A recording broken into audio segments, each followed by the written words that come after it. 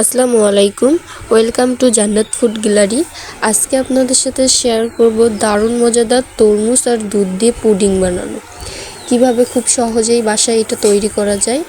তো এইখানে আমি কিছুটা তরমুজ ভালো করে ফাইল করে কেটে নিয়েছি। এখন সবগুলো তরমুজ আমি একটা ব্লেন্ডারের জারে দিয়ে দিচ্ছি। তারপর আমি এটাকে ব্লেন্ডার করে নিলাম। এখন একটা বাটিতে আমি ছাঁকনির সাহায্যে এই তরমুজের রসটাকে ভালো করে ছেঁকে নিব। তো আমি এটাকে ভালো করে নাড়িয়ে চাড়িয়ে এইগুলো বের করে নিলাম, আর একটা পানি বের করে নিলাম তরমুজের। এখন এর ভিতর আমি দিয়ে দিচ্ছি 3 চা চামচ চিনি।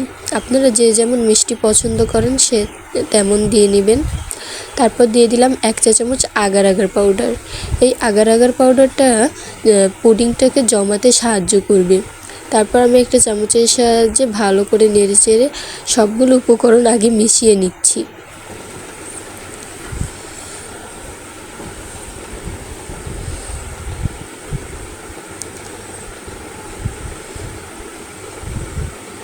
এখন এটাকে আমি চুলায় 3 থেকে 4 মিনিটের মতো জাল করে নিব। বেশি জাল করার কোনো দরকার নেই। 3 থেকে 4 মিনিটের মতো এটাকে ভালো করে জাল করে নিয়ে আমি কিছুক্ষণ এটাকে ঠান্ডা করতে দিব। তো এই তো আমার জাল করা শেষ। এখন এটা 2-3 মিনিটের মতো আমি ঠান্ডা করে আমি যে পাত্রে এই পুডিং জেলিটাকে সেট করব সেটাই আমি ঢেলে দিচ্ছি। তরমুজের রঙটা কিন্তু লাল, এজন্য এটায় আর কোনো রং মেশাতে হবে না। এখন আমি এখানে নিয়ে নিয়েছি দুধ। আধা কেজি পরিমাণের মতো আমি দুধ নিয়েছি। দিয়ে দিলাম পরিমাণ মতো চিনি আর আগার আগার পাউডার দিয়ে আমি ভালো করে আগে থেকে মিশিয়ে নিচ্ছি। আপনাদের কিন্তু আগেই বলে দিয়েছি যে যেমন মিষ্টি পছন্দ করেন সে তেমন দিবেন। আমি আধা কেজি দুধে 1 কাপ পরিমাণ চিনি দিয়েছি। তো এখন আমি দুধটাকে জাল করতে চুলায় দিয়ে দিলাম, আর এটাকেও আমি 3 থেকে 5 মিনিটের মতো জাল করে নিচ্ছি। বারবার কিন্তু নেড়ে চেড়ে দিবেন, না হলে লেগে যাবে নিচে। এখন আমি পুডিংটাকে নর্মাল ফ্রিজে রেখে দিয়েছিলাম 30 মিনিটের মতো সেট হওয়ার জন্য। তো আমি 30 মিনিট পর ফিরে আসলাম পুডিংটাকে নিয়ে। এখন এটাকে আমি কেটে নিব।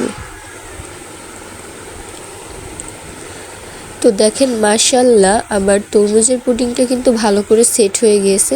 এখন একটা ছুরির সাহায্যে আমি এটাকে কিউব কিউব করে কেটে নিচ্ছি।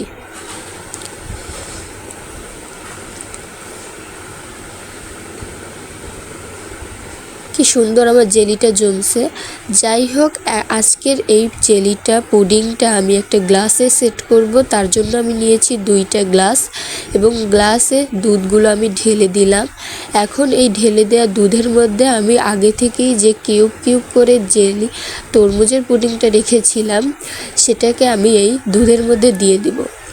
অনেকেই কিন্তু পুডিং বাটিতে সেট করেন, কিন্তু আজকে আমার এই রেসিপিটি দেখে অবশ্যই গ্লাসে সেট করে দেখবেন কেমন লাগে। তো আমি এটাকে এখন 1 ঘন্টার জন্য নর্মাল ফ্রিজে রেখে দিব। তো 1 ঘন্টা পর ফিরে আসলাম। এখন আমি একটা ছুরির সাহায্যে পাশ থেকে একটু ছাড়িয়ে নিচ্ছি পুডিংটাকে।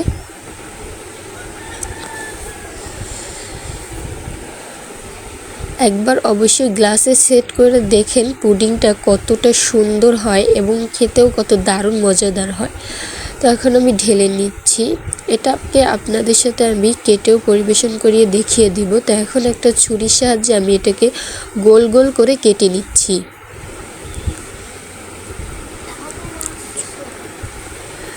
আমি এটাকে এখন গোল গোল করে কেটে নিচ্ছি আপনাদের। আর দেখেন কত সুন্দর এইটা সেট হয়েছে।